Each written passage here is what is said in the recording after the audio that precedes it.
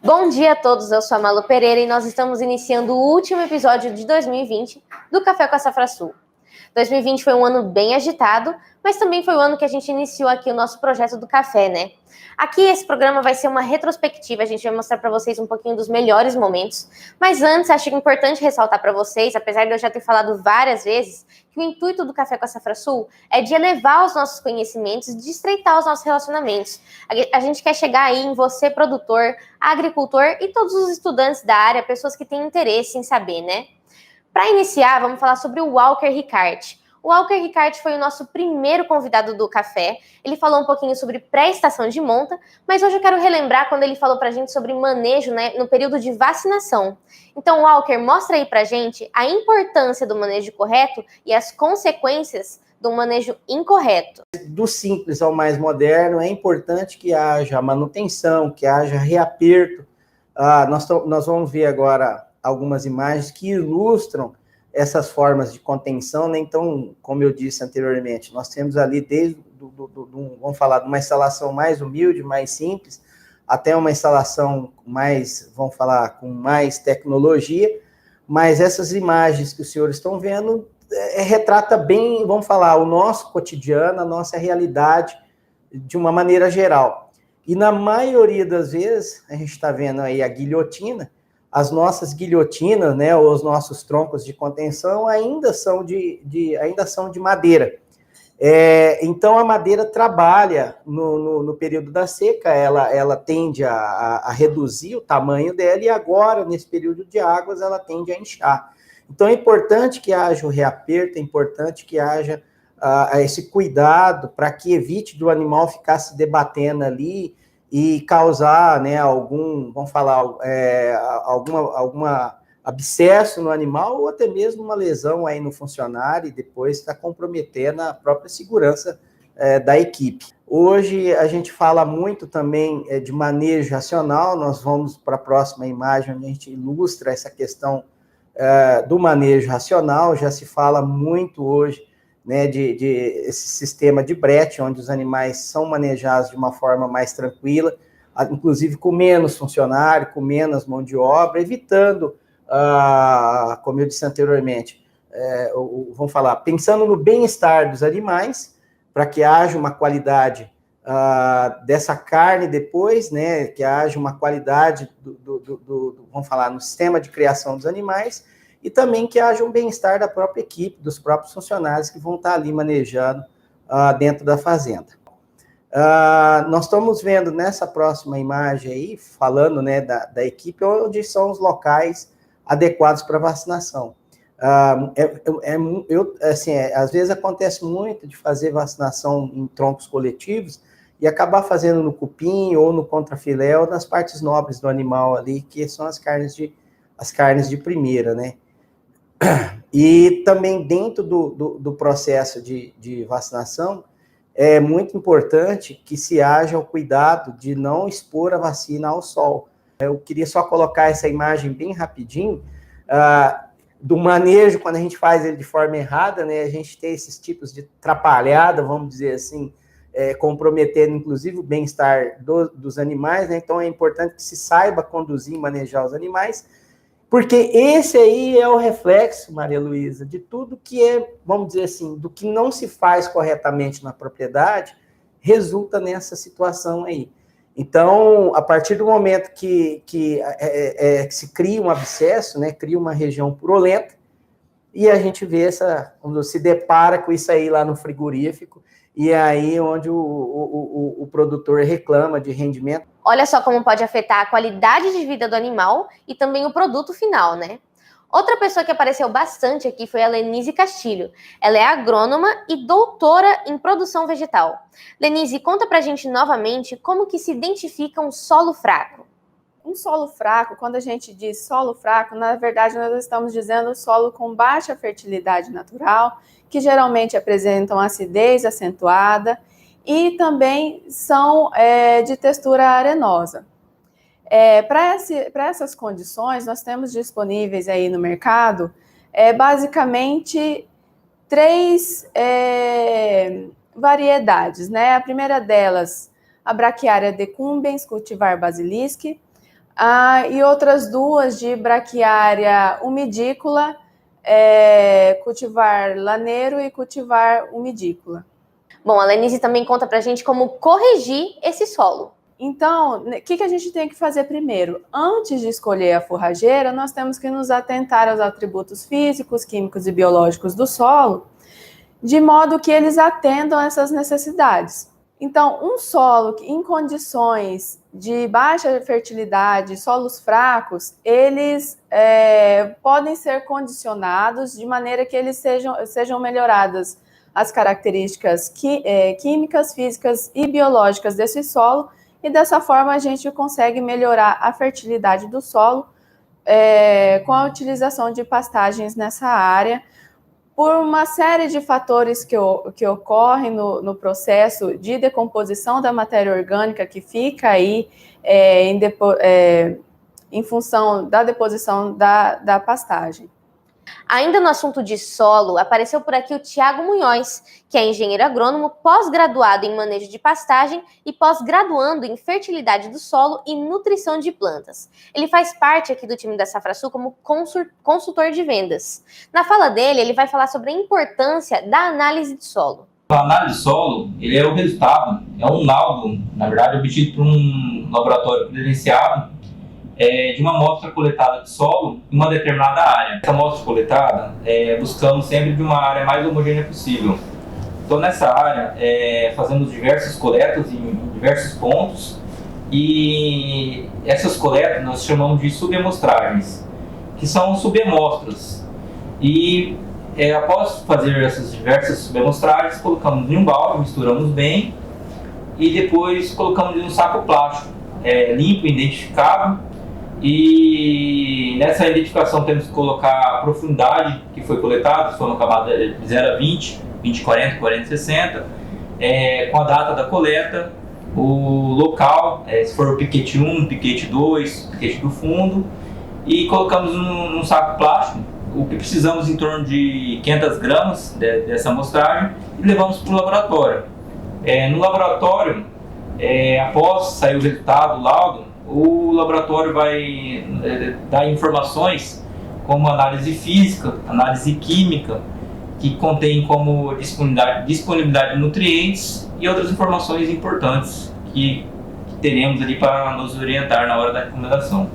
Quem também veio conversar com a gente e faz parte do nosso time é o Igor Calazans, que é agrônomo com ampla experiência em manejo e conservação de solo e plantio direto com plantas de cobertura. Ele falou bastante aqui sobre o consórcio do milho com a braquiária, e na próxima fala dele ele vai falar sobre quais são os fatores que afetam a má formação da braquiária quando em consórcio com o milho. Primeiramente, a gente deve falar sementes de qualidade. Isso aí é um fato indispensável. Outro ponto muito forte é o maquinário. Então, maquinário e o manejo de plantio. Tem N formas de se plantar a braquiária do milho, porém, umas são mais eficazes que as outras.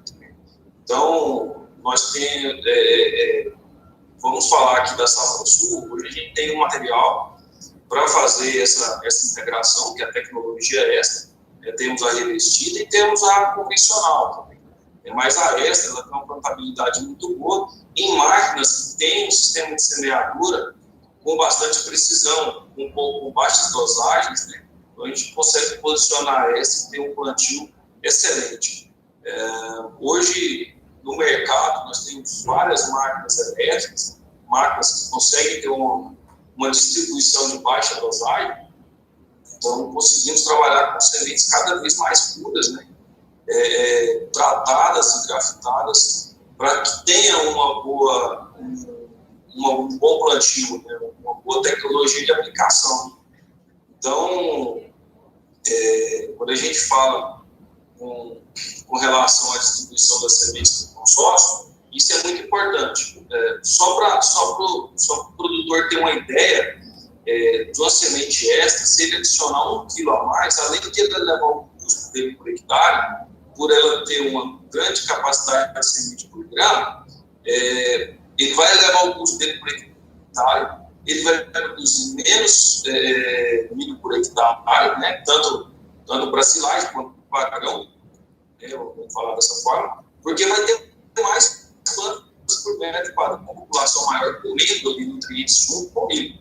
Então, isso é questão de lógica, né? Então, muitas vezes, nós trabalhamos com sementes que têm uma quantidade baixa por hectare, com uma quantidade de sementes por grama menor que a esta, então teremos que colocar um pouco mais de semente para suprir essa necessidade. Vamos falar aí, ao todo, vamos trabalhar com pontos de VC por hectare. Eu acho que seria mais elegante, né, falar dessa forma, e eu acho que o índice de erro seria bem menor. O engenheiro agrônomo e gerente comercial aqui da Safrasul, Osmar Nogueira, atua há 25 anos no mercado de sementes forrageiras e também foi uma presença frequente aqui no nosso programa. Semana passada a gente conversou com ele sobre as sementes extra, mas hoje eu quero relembrar uma fala dele sobre o capim vaqueiro. Osmar, como a Safrasul tem feito para combater a pirataria? A gente briga contra a pirataria já desde que nós começamos a trabalhar com o vaqueiro. É uma briga incessante. Porque muitas pessoas se aproveitam né, de um material de extrema qualidade, que tem uma aceitação muito grande pelos produtores, e também tentar pôr o capim vaqueiro falso no mercado. Né? Eles revestem qualquer sínodo ou qualquer material e vendem como vaqueiro. Então, numa análise junto com a DLF do que a gente poderia fazer para evitar a pirataria, é criar a chamada embalagem original. Tá? Todo capim vaqueiro é vendido em uma embalagem original, única. Então, nós vendemos para outras empresas, essas empresas repassam na mesma embalagem. Eles não trocam de embalagem. Esse é uma estratégia comercial que nós adotamos com todos os nossos parceiros, com outras empresas também que querem e comercializam capim vaqueiro. Nós importamos, fazemos o processo de revestimento aqui no Brasil, embalamos nessa embalagem original, essa embalagem laranja, embalagem de 5 quilos, sempre revestido, e é assim que ela deve chegar no consumidor final. Porque todo capim vaqueiro que não estiver na sua embalagem original é um capim vaqueiro pirata. Certamente não é capim vaqueiro. Então, 2 estratégias que nós adotamos. Primeiro, revestir as sementes. E revestir elas em colorações diferentes, né? Os 2 sínodos em colorações diferentes. Isso por uma legislação do Ministério da Agricultura, mas também para ficar bem característico para o produtor, que é branco e vermelho. E depois na embalagem original de 5 quilos. Qualquer outra apresentação no mercado que aparecer desse capim vaqueiro não é capim vaqueiro. Tá? Ou então as empresas estão tirando da embalagem e vendendo ela fracionada, coisa que não pode, pela legislação, não pode vender a granel, não pode vender no quilo, tem que sempre ser nessa embalagem. Então, um alerta para todos os produtores: capim vaqueiro original, produzido pela DLF, vem na embalagem oficial da DLF. Embalagem laranja, com o nome DLF, atrás as informações da Safrasul, da produção. E nós temos vários parceiros comerciais no Brasil inteiro que revendem o capim vaqueiro original. Nós somos importadores oficiais, mas esta parceria comercial com outros comerciantes permite uma capilaridade, a gente chegar em regiões mais distantes, mas o produtor tem que estar atento. É sempre nessa embalagem. Se não está nessa embalagem, é pirataria. A gente já está chegando no final do nosso episódio, mas a gente não vai encerrar sem antes falar do nosso convidado especial, Josinaldo Zanotti, da Geagro Soluções Gerenciais. O Josinaldo veio aqui para falar com a gente sobre ILP e também sobre os impactos do solo nos lucros da fazenda. Vamos ver, então, o que ele tem para falar para a gente sobre quais atitudes influenciam nos resultados da fazenda. Nós mensuramos inúmeros indicadores dentro das fazendas, né? Tanto indicadores diretamente relacionados com o pasto em si e vários outros. Tá? Estatisticamente, nós começamos a comparar indicadores, comparar informações daquelas fazendas que obtinham o melhor resultado e daquelas fazendas que produziam, tinham um resultado financeiro na média e às vezes prejuízo. Apesar de manejo de pasto ser um assunto que, de novo, não tem nada, né? Desde que se iniciou a produção animal em pasto, se fala. Naturalmente que ao longo do tempo, a forma de manejar um capim, uma espécie forrageira, ela foi e vai continuar sendo estudada, pesquisada e evoluída, né?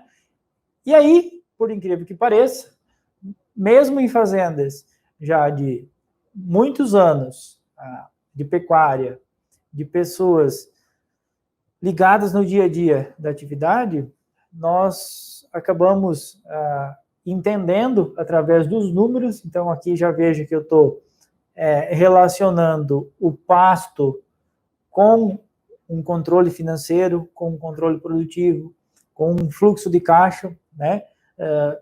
Compilando tudo isso, a gente viu que ainda a fazenda tem muitas oportunidades para atuar assim em altura de entrada, altura de saída, uma adubação quando necessário, um bom manejo de aguada, e isso tudo de forma simples e equilibrada com o perfil do produtor e com o perfil da fazenda, são coisas que têm um grande impacto tanto na produção quanto no resultado da atividade. Pessoal, nosso café de hoje vai ficando por aqui, mas ano que vem a gente tem várias novidades para vocês. Tudo isso porque a gente quer sempre entregar a melhor qualidade e o melhor conteúdo. Os nossos telefones são 67 3358 5400, 61 3642 1921, 63 99986 6409 e 38 99885 7961. Nosso primeiro episódio do Café com a Safra Sul do ano que vem também é um episódio especial, então fiquem ligados e não percam. Café com a Safra Sul, todas as quartas-feiras, 9 horas do horário de Brasília, a melhor qualidade e também o melhor conteúdo. Bom dia, boa semana e um feliz e próspero ano novo a todos.